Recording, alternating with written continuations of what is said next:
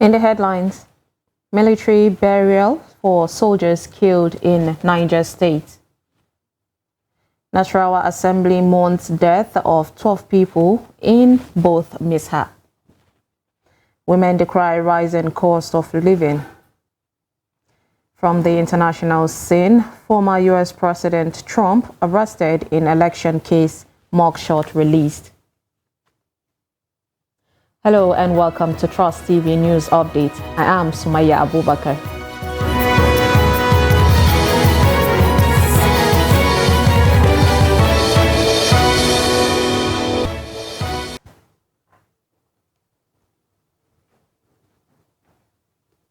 Thank you for joining us, and now the details.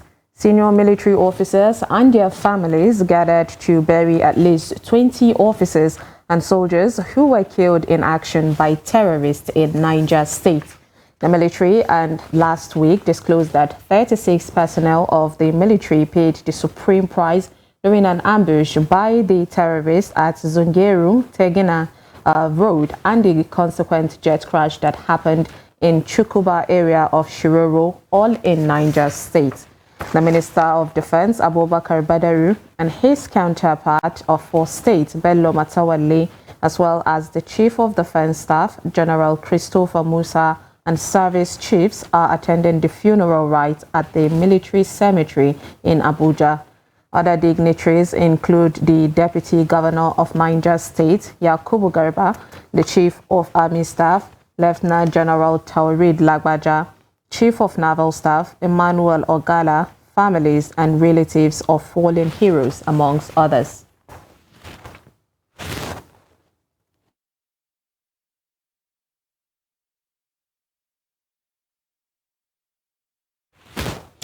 The Nasarawa State House of Assembly has said that 12 people died in a boat mishap at River Kogi, Kongura Company in Agrikia Electoral Ward of Lafia local government area of the state on August 20th.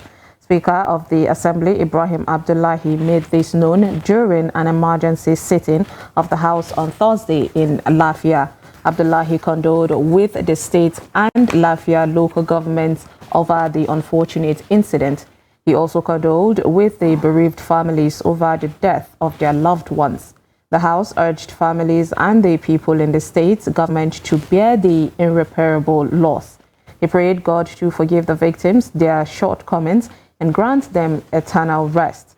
The lawmakers later observed a minute silence in honor of the departed soul.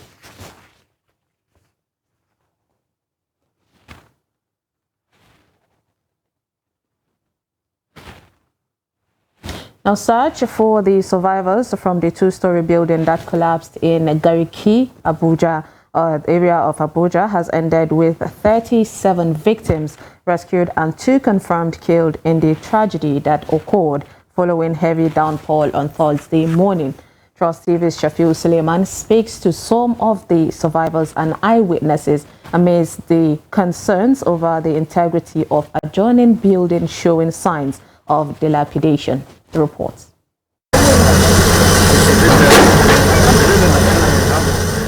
Excavators searching through the rubbles of the 2-story building that collapsed midnight as a result of heavy downpour here on Lagos Street in Garki, Abuja, Nigeria's capital.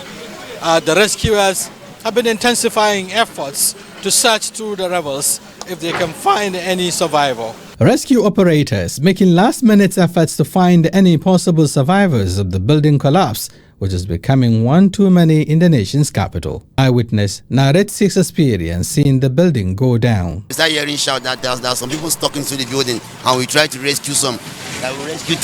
We rescued three, and 1 died among the girls I rescued from my own behind of the house. This lady is one of the occupants of the building who survived death by the whiskers. I thought everything was a joke from beginning, not knowing it's real. You know, I lost everything. I did not even pick anything, even one industrial machine. Even if it's my weaving machine, let me just take one, then the rest, nothing. In the usual manner of doing things at the 11th hour, the authority concerned with certifying buildings in the city is carrying out integrity tests on similar structures to avoid reoccurrence, while the FCT administration takes steps to address the challenge. Shapir Suleiman, Trust TV News, Abuja. President Bola Tinubu has approved the return of a delegation of Islamic scholars to the Niger Republic for another round of dialogue with the coup leaders. Tinubu made the decision on Thursday after a meeting with the top clerics led by Sheikh Dahiru Bauchi, who were in Niamey, the Niger Republic capital, 2 weeks ago for dialogue with the junta led by General Abdurrahmani Tichani. Tinubu made the decision in his capacity as the chairperson of the Economic Community of West African States, the ECOWAS. Since the junta seized power from President Mohamed Bazoum on July 26th, ECOWAS had imposed sanctions on Niger in response to the coup and has not ruled out, using force against the army officers.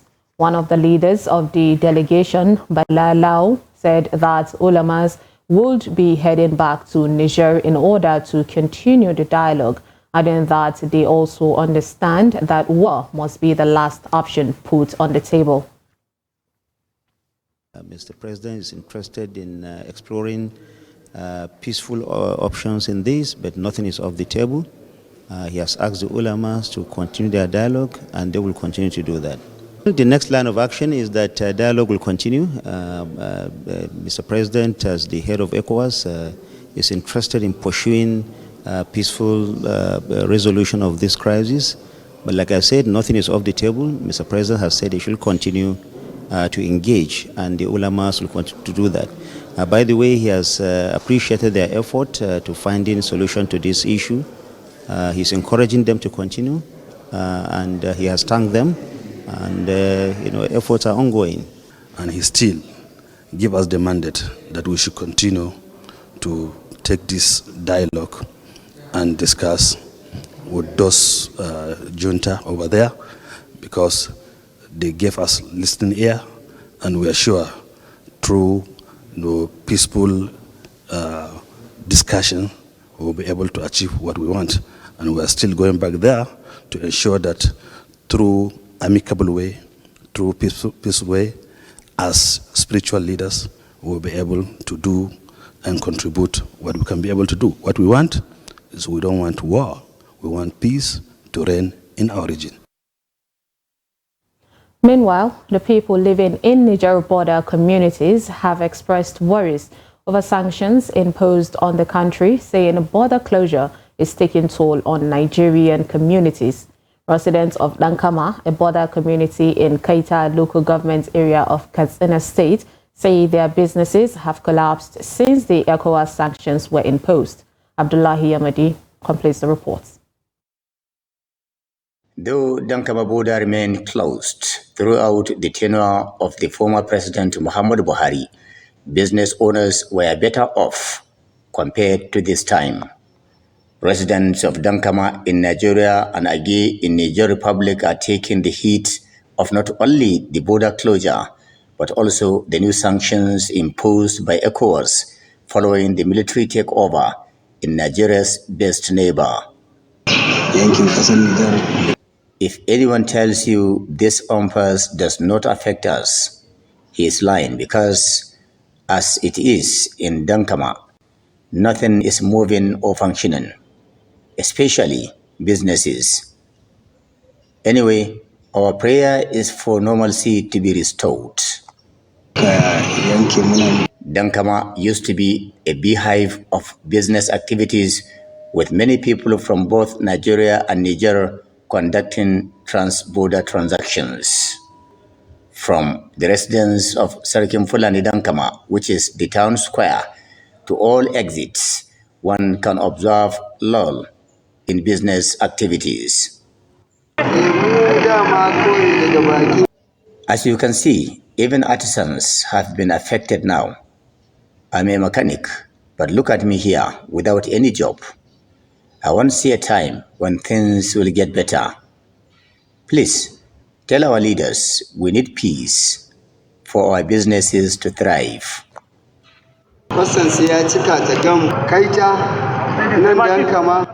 By mere looking at me, you know things are not normal. My business and other businesses in these border communities such as Dankama, Jibia, Kwangolam, Babamutum, in Jibia, Keita, Mai Adua, and other local governments have collapsed.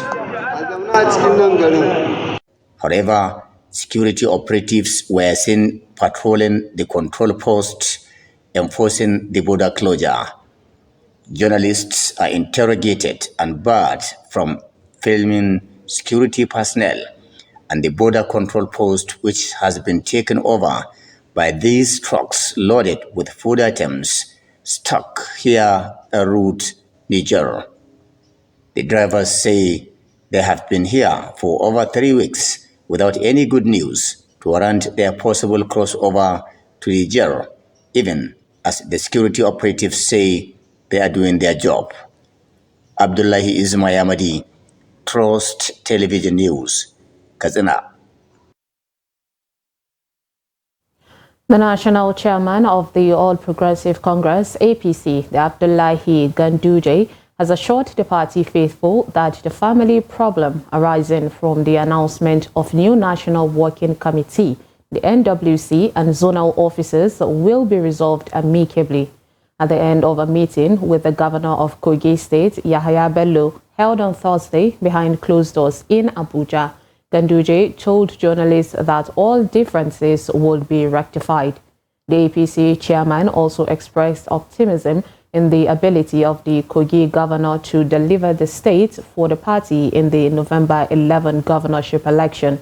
Bello reaffirmed his confidence in the party's leadership, insisting that the APC will retain the state.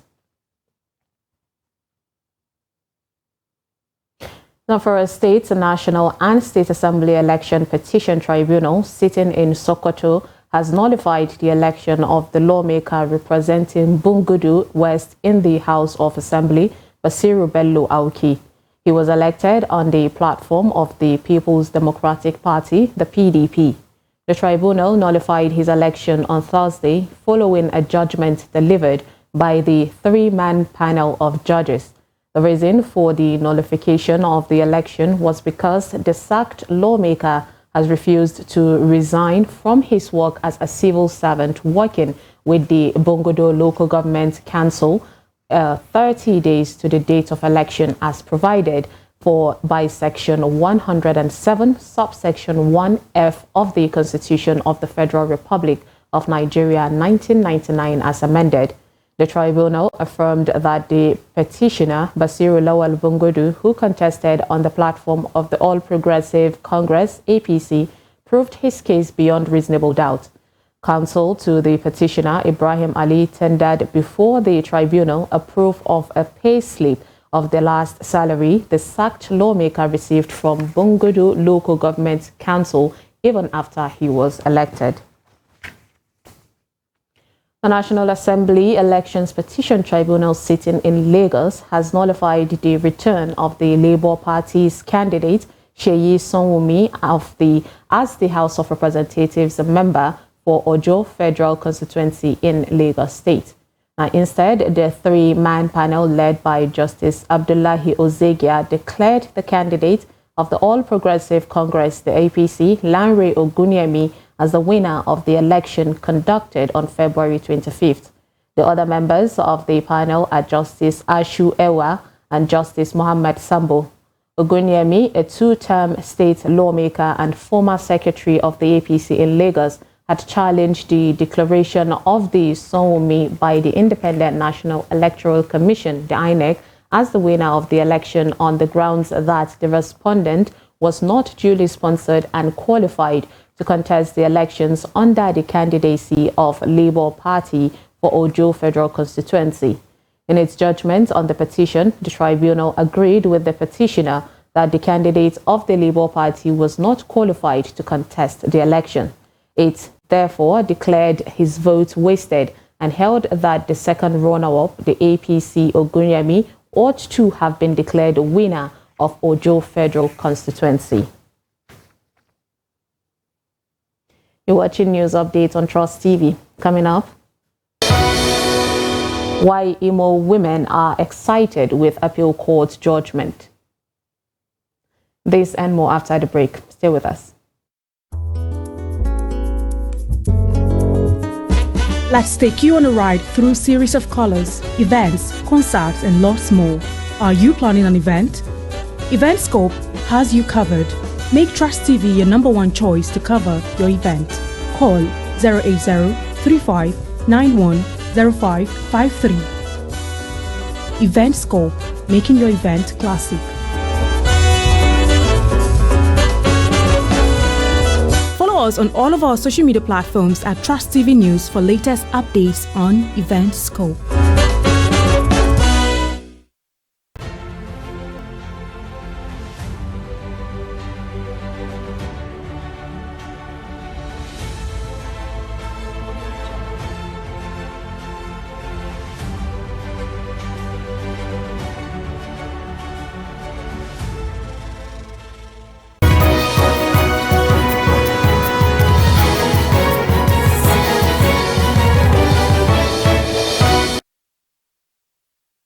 Welcome back. If you're just joining us, this is News Update on Trust TV.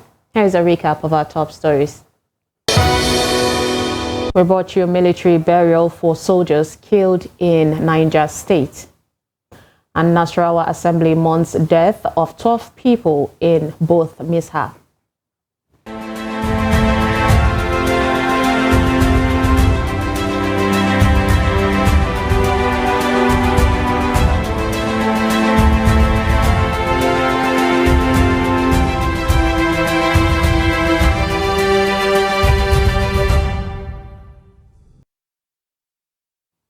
The rising cost of living is taking toll on households at Rigasa community in Igabi local government area of Kaduna State, with many households finding it difficult to feed.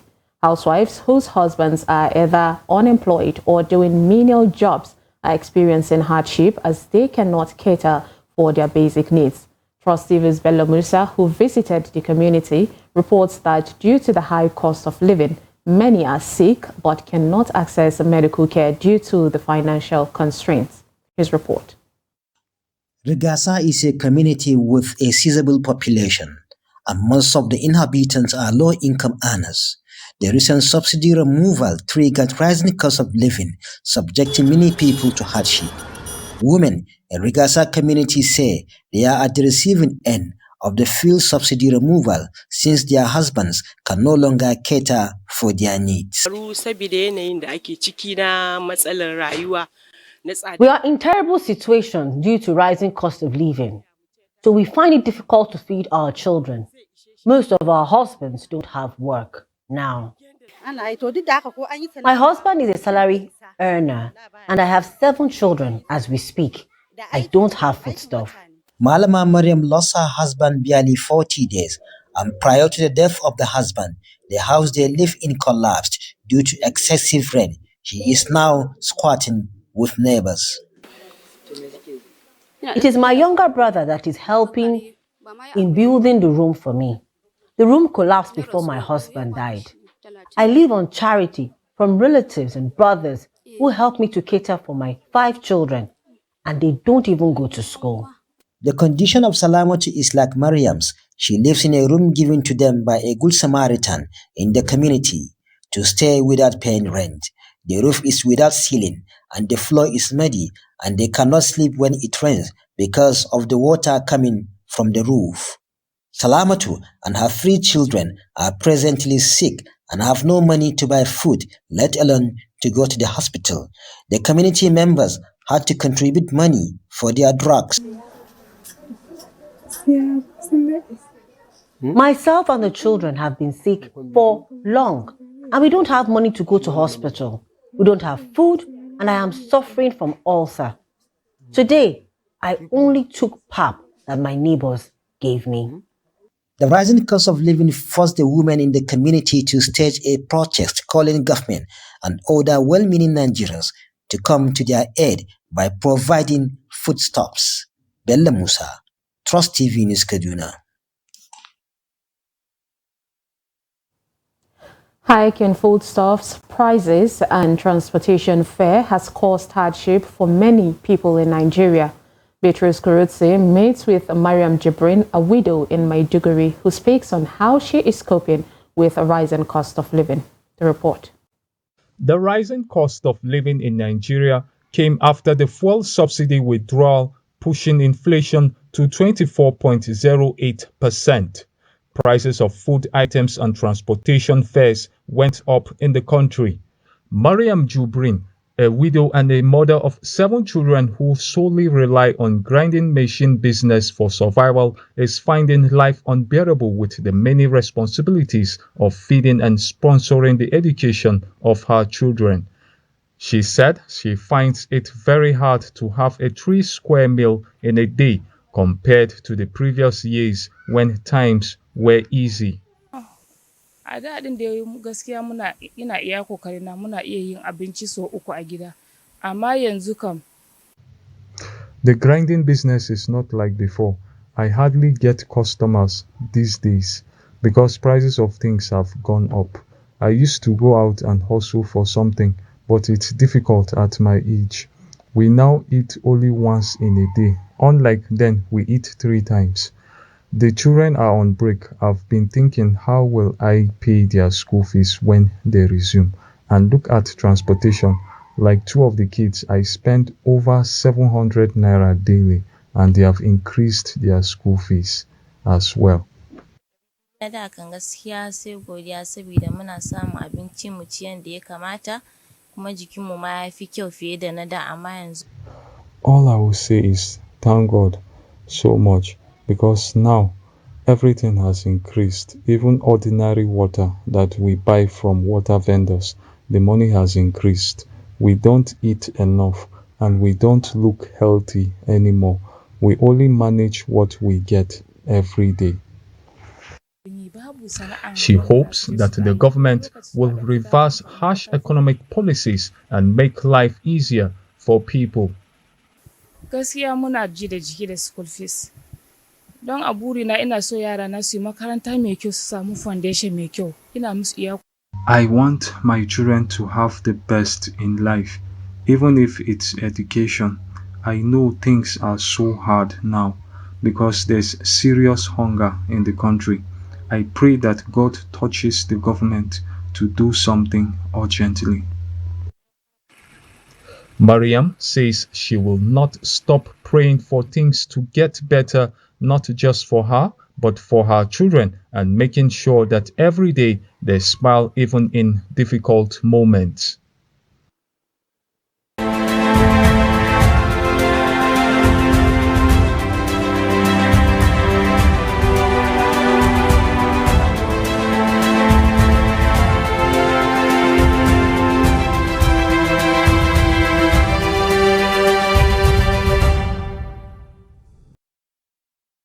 The recent judgment by appeal court in Lagos granting exclusive rights to local government to conduct statutory marriages is getting commendation in Imo State. Ajibade Awofio reports that residents welcome the development. Take a look. The news that marriage registry at the local government councils are now empowered to issue marriage certificates is good news to many residents of Imo State. For some respondents, especially women in Owerri, the Imo State capital, marital union consummated through the marriage registry serve the same purpose. But it only back us up as women, and the kind of culture we have in this part of the world is not favorable to women. It's always the men against the women. So I just feel it's comfortable, it's safe, it's simple too, because the cost of registering your marriage is so simple compared to the traditional, compared to the church. But oftentimes, when these marriages are conducted, are contracted other ways, other than in the court, in the registry, you see that when at the demise of the man, the woman is made to go through all sorts of harmful practices. And most important is that she's disinherited. But where you go to the registry, you see that it's for the benefit of the whole family. A marriage counselor, Bright Njok, said the religious, traditional and court marriages are all important depending on individuals and the purpose. While rooting for religious and traditional marriage, he disapproved of the fears entertained by women as reasons for choosing court marriages. For him, court marriages should be for documentation purposes. He said that he that findeth a wife findeth good thing and obtaineth favor from God. And the Bible went further and said, wife, submit to your husband. And husband, do what? Love your wife. If you are a true Christian believer, following the true Christ-like, characteristics or other thing, you know that you cannot jettison your wife. You cannot joke with your wife. Marriage registry at the local government level is already experiencing patronage. A visit to Owerri Municipal Local Government revealed people have started coming for registration. The idea of traveling or having a particular registry where you can get married in a particular locality sometimes may not be favorable. So if I could get it from my local government, why not? It's perfect. This is a trend, and this will protect their families and their union more. Why not? Knowledge is not stagnant. It's progressive and innovative.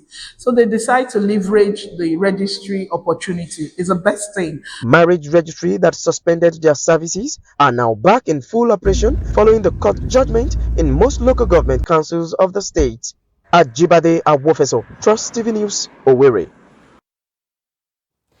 And from the foreign scene, former U.S. President Donald Trump was arrested at a Georgia jail on Thursday on racketeering and conspiracy charges and released on a $200,000 bond after having a historic mugshot taken. Trump, who is accused of colluding with 18 other defendants to overturn the 2020 election result in the southern state, spent less than 30 minutes inside Atlanta Fulton County Jail before leaving in a motorcade for the airport. Like the other defendants in the case who have surrendered so far, the 77-year-old Trump had his mugshot taken during the booking process, a first for any serving or former U.S. president. And with that, we wrap up News Update on Trust TV. Do not forget to follow us across all our social media platforms, and you can join our YouTube Live for more news, documentaries, and programs. I am Sumaya Abubakar. Thanks for watching.